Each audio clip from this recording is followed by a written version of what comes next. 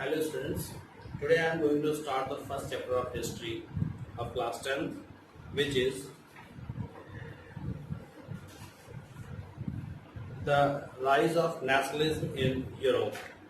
Your first unit is the rise of nationalism in Europe. Then the question arises from where to start the question, that is where to start the question, that is the introduction of the rise of nationalism in Europe. For that you have to go back to 1848 where Frederic Soreau, a French artist, some prints were visualized in your book. That is, I have written on the board, just look at the view.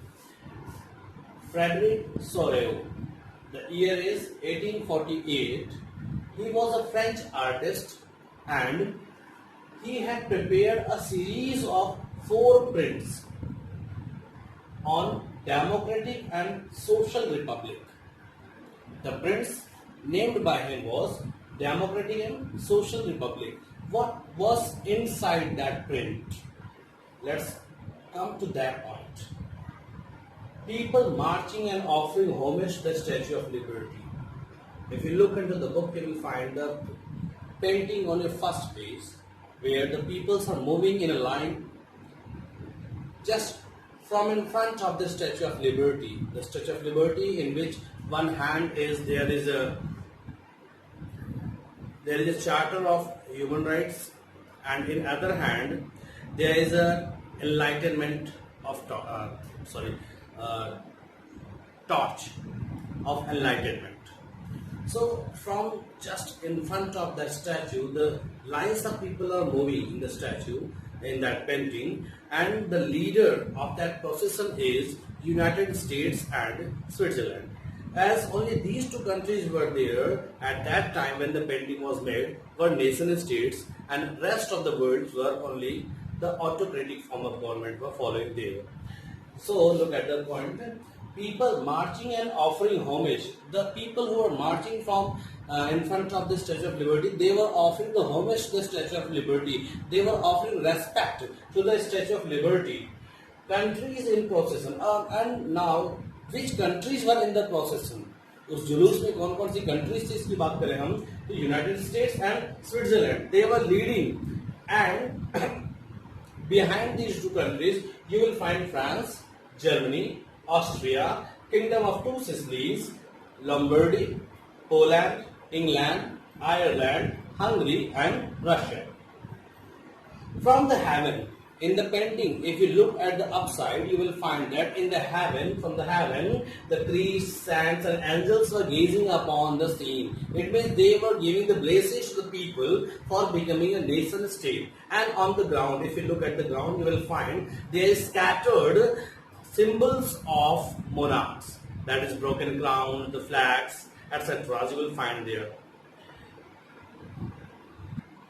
Now the question arises that how the nationalism in Europe emerged. For that we have to be aware about the conditions which were at the time in the Europe. Most of the countries in the Europe were not the nation state, they were the modern states which were ruled by a single monarch. But later on the changes happened there. What had happened? That is, during the 19th century, nationalism emerged as a force.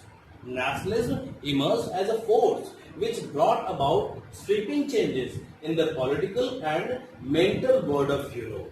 The changes which occupied there, which took place there, that were of the nationalist character, and what had happened? It brought a sweeping change in the political and mental world of the Europe. Then what can we call a nation state? Nation state हम क्या कैसे सकते हैं? So generally we can say a nation state was one in which the majority of its citizens, the majority of the citizens means majority of the people of the country, and not only its ruler, but also the citizens of the country came to develop a sense of common identity and share history or descent. Common identity means they can develop a sense of commonness, at which point they could be united. That is the feeling of commonness. That is, the not only the rulers but also the citizens have to develop the feeling of commonness, that they belong to a particular place on a specific point of matter on which they can agreed upon. The next topic is the French Revolution and the idea of nation. The first clear expression of nationalism came with the French Revolution. When was it happened? It happened in 1789. Then during French Revolution, the French revolutionaries were doing a lot of work to develop a sense of commonhood. What they did a lot of things so that the French people can develop a sense of commonness, to develop a sense of collective identity. Some changes took place which were made by French revolutionaries. These changes are on the board. That is, the idea of la patrie and les citoyens emphasized equal rights under the constitution. That is, the whole society, the whole community, the whole people of France were divided into two groups. That is the la patrie, the concept were divided into two groups. That is la patrie and les citoyens. La patrie means of fatherland and les citoyens means citizen. La patrie and les citoyens. The next change was a new French flag. It means the Royal Standard flag was eliminated and the new flag was made. It was a new tricolor flag. Tricolors, and these three colors are in the vertical form. From top to bottom, they are of different size from left to right.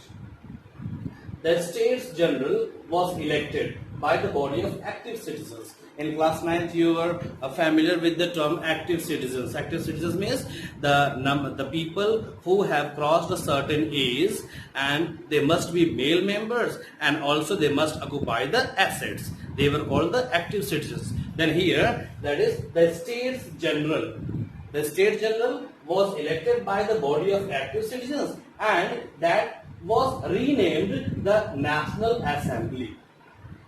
The next is new hymns were composed, oaths taken, and martyrs commemorated, all in the names of the nation. It is new hymns, new 4-line poems have been commemorated, have been composed.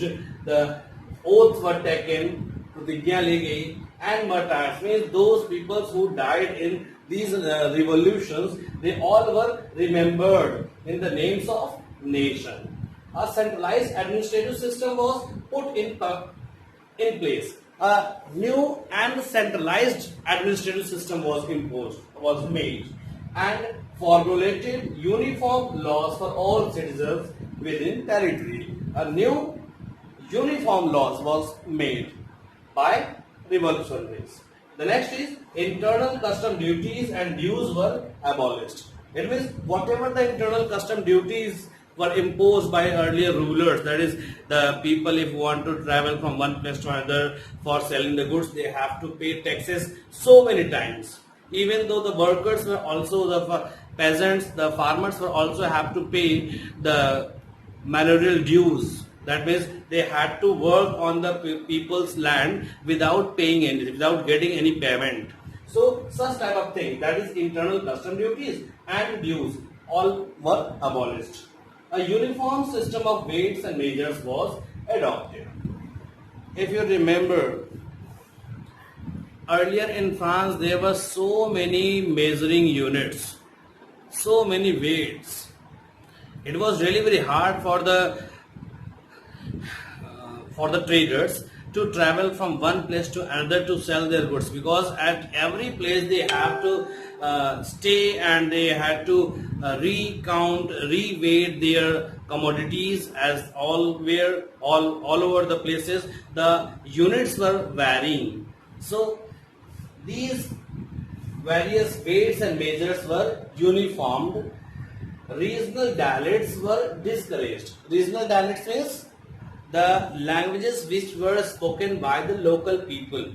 As you all know, at every places you will find a different people using different languages. These different languages which are spoken by the people at various places, just like after 10 kilometers, after 20 kilometers, after 50 kilometers, we call it dialects.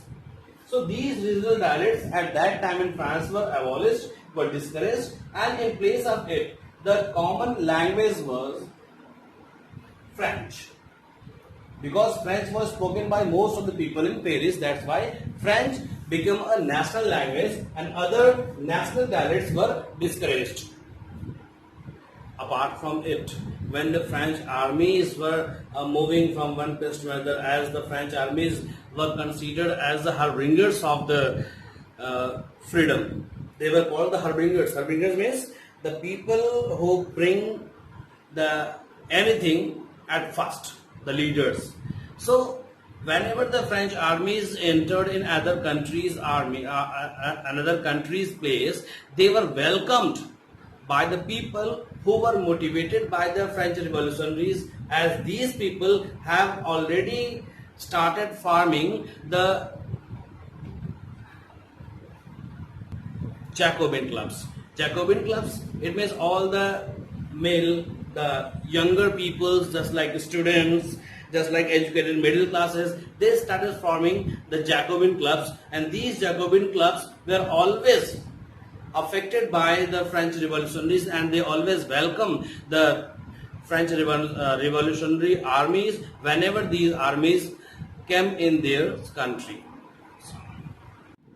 These French revolutionary armies were led by Napoleon Bonaparte. As you all know, Napoleon Bonaparte had a very cruel history in France as well as for the whole Europe. In the initial stage, the Napoleon Bonaparte was considered as a good leader, but later on it was considered, the people started thinking that the Napoleon is trying to capture the whole world, of which he want to become a ruler. But whatever, it was the latest matter. But the Napoleon had introduced so many changes, and these changes were called the Civil Code of 1804 or the Napoleonic Code. Civil Code of 1804, it is also known as Napoleonic Code because it was introduced by Napoleon Bonaparte.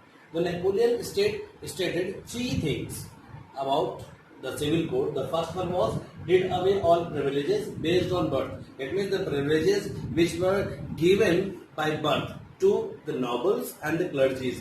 These all privileges have been abolished now. The second thing is established equality before law. It means all the people were now considered as equal before the law. There was no higher law, all was equal. The third one was secured the right to property. It means now onwards the people are liable to or able to possess the property in the France. Earlier it was not possible. Apart from these three changes were especially for the France. But at other places wherever the Napoleonic army went, हर वो जगह जहां Napoleon army गई थी उन places पर भी at these places Napoleon also took some changes, and these changes were also called the Napoleonic Code for other countries. These changes were simplified administrative system, abolished the feudal system, freed peasants from serfdom and manorial dues, guilds restrictions were removed, and transport and communication system were improved. Simplified administrative system means whatever that administrative system were there, it was simplified. The second point is abolish the feudal system. Feudal system means the feudal dues, the dues which were given to the people for feudal purpose. These all dues were abolished. Freed peasants from serfdom. The people who were doing serfdom. Serfdom is working without getting payment, and manorial dues, the dues which were levied on them. Such type of serfdom and manorial dues were also abolished, and peasants were freed. Guild restrictions were removed. Guild means the association or the union of traders. These guilds were formed, but during rulership, during dictatorship, the guilds were restricted. But when the Napoleon Bonaparte came to the power, he again removed all the restrictions which were imposed on the formation of guilds by the traders. And the last part is the transportation and communication system were improved. From the topic, as you all know, Napoleon did a lot of things which were really beneficial for the people, but the only objective of Napoleon was to capture whole of the Europe. That's why whenever the Napoleonic army went away at any places, the response was mixed. Somewhere the peoples were quite very good and they were eagerly welcoming the Napoleonic army, whereas at some places they were opposed by the people. The only reason was that the people were now able to understand the concept and the objective of Napoleon. Okay students, I think today's topic is sufficient for you and you all got the necessary informations which were given in the book in this topic. So I hope you enjoyed the videos well, and if you like the video really, then you can you can comment if you have any doubt. And one more thing is that subscribe the channel, press bell icon, share the videos to your other friends so that they also can be benefited from these videos. Okay, goodbye.